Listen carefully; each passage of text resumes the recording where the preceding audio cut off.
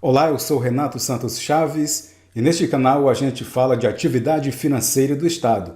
E a gente vai aqui resolver algumas questões do Exame de Suficiência 2020.1 acerca do tema Contabilidade Pública, o exame de suficiência que é exigido para o estudante de Ciências Contábeis ter acesso ao registro em Conselho Regional de Contabilidade e então realizar o seu trabalho regularmente. Então vamos falar aqui da contabilidade pública, prova do Exame de Suficiência 2020.1.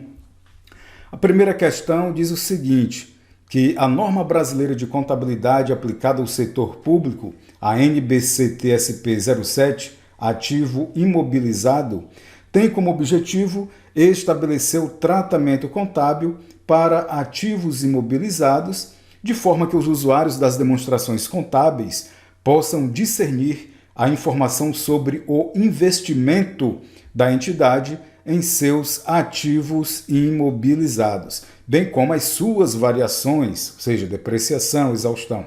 Considerando o que consta nessa norma sobre ativo imobilizado, um ente público, por meio do processo licitatório, adquiriu os seguintes bens.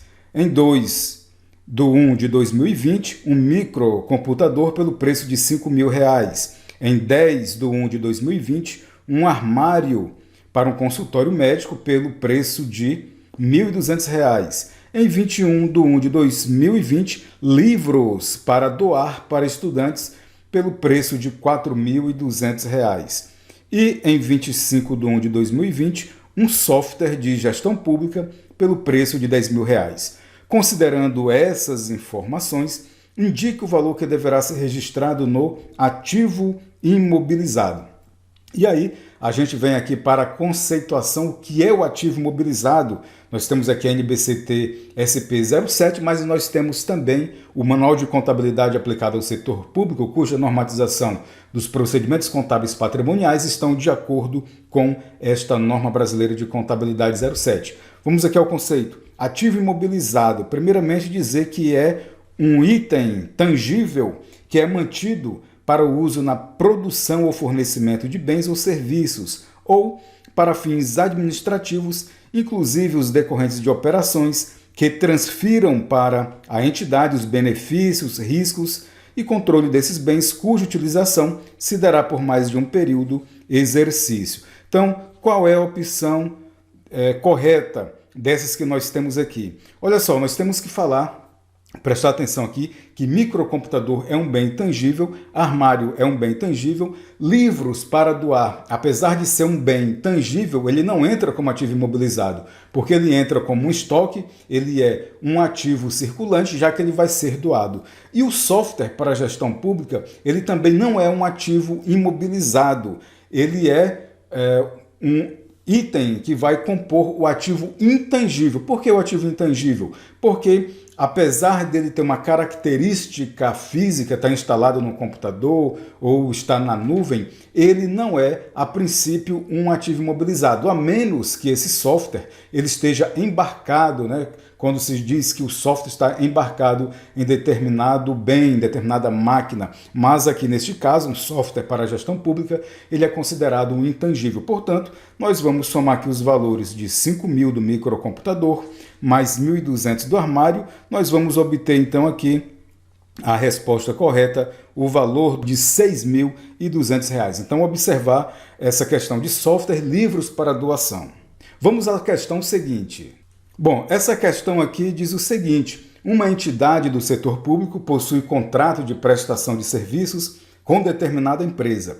Nesse sentido, assinale o registro contábil na entidade do setor público referente ao empenho da despesa de serviços de terceiras pessoas jurídicas pela informação de natureza orçamentária. Então nós temos as opções de respostas, lembrando que o plano de contas aplicado ao setor público ele tem três naturezas de informação. A informação que é a informação patrimonial, a informação orçamentária e a informação de controle. A patrimonial ela pode tanto ser financeira como não financeira. A orçamentária somente para a execução e controle e planejamento da execução do orçamento e o de controle para controle. Então, quando a gente analisa aqui as opções, a gente olha aqui, primeiramente, débito, obrigações contratuais, execução de obrigações contratuais. Nós teríamos aqui uma informação patrimonial.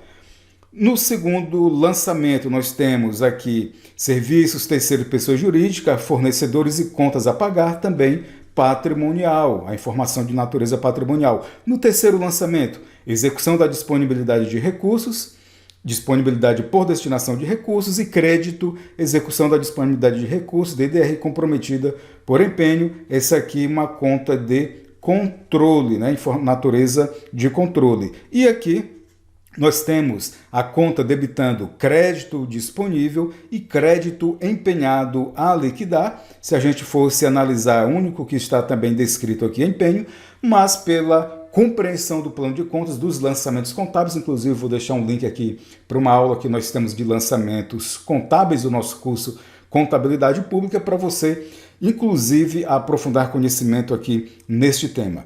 Vamos então para a questão seguinte. Então aqui, só complementando, nós temos, portanto, aqui débito, crédito disponível e crédito empenhado a liquidar. Vamos para a questão seguinte. Um ente público apresentou as seguintes informações na sua demonstração das variações patrimoniais referente ao exercício financeiro de 2019. Nós temos então aqui uma questão que vai explorar o conhecimento de demonstrações contábeis aplicadas ao setor público, em específico DVP. E aqui nós temos as referidas contas e respectivos valores. Com base nessas informações, essa demonstração das variações patrimoniais apresentará um resultado patrimonial no exercício financeiro de 2019 então aqui, assinale o valor do déficit ou superávit patrimonial da demonstração das variações patrimoniais. Ele nos dá aqui as opções, mas aí vamos aqui para o quadro seguinte, onde neste quadro seguinte nós vamos dizer o que cada conta dessa, cada elemento dessa, ou vai ser uma variação patrimonial diminutiva ou uma variação patrimonial aumentativa. E aí nós vamos classificar agora essas contas. Vamos lá. Exploração e venda de bens e serviços e direitos. É o quê? Uma variação patrimonial diminutiva ou variação patrimonial aumentativa? Olha só, variação patrimonial aumentativa no valor de 3 milhões. Pessoal e encargos vai ser uma variação patrimonial diminutiva. Impostos, taxas e contribuições de melhoria, receita patrimonial no valor de 11 milhões, variação patrimonial aumentativa. Uso de bens, serviços e consumo de capital fixo, variação patrimonial diminutiva de 6 milhões e meio, transferência de delegações recebidas, né? Aqui, grande questão aqui, recebida, variação patrimonial aumentativa de 9 milhões e 500 mil, desvalorização e perdas de ativos, né? Perdas de ativos e incorporação de passivos. Nós vamos ter aqui 2 milhões, variação patrimonial diminutiva, valorização e ganhos com ativos e desincorporação de passivos. Está deixando de existir passivo, portanto, uma variação patrimonial ativa de 2 milhões e 100 mil. Transferências delegadas concedidas, variação patrimonial diminutiva de 8 milhões e 200 mil. Custo das mercadorias e produtos vendidos e dos serviços prestados, uma variação patrimonial diminutiva de 9 milhões. Então, nós vamos ter aqui um total de variação patrimonial diminutiva de 35 milhões e 700 mil, variação patrimonial aumentativa. Nós vamos ter aqui 35 milhões e 600 mil. E aqui nós vamos ter um déficit patrimonial de 100 mil reais. Portanto, nós temos aqui a resposta, déficit patrimonial de 100 mil reais. Então, essas foram as questões sobre contabilidade pública do exame de suficiência 2020.1.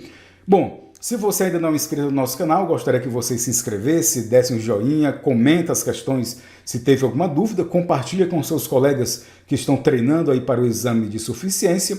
E lembrando que nós temos links de aulas aqui abaixo que eu vou deixar, e também nós temos o curso Contabilidade Pública comigo, Renato Santos Chaves. Você pode se inscrever e participar do nosso curso Contabilidade Pública para capacitação acadêmica profissional e também consultoria em contabilidade pública. Até o próximo vídeo.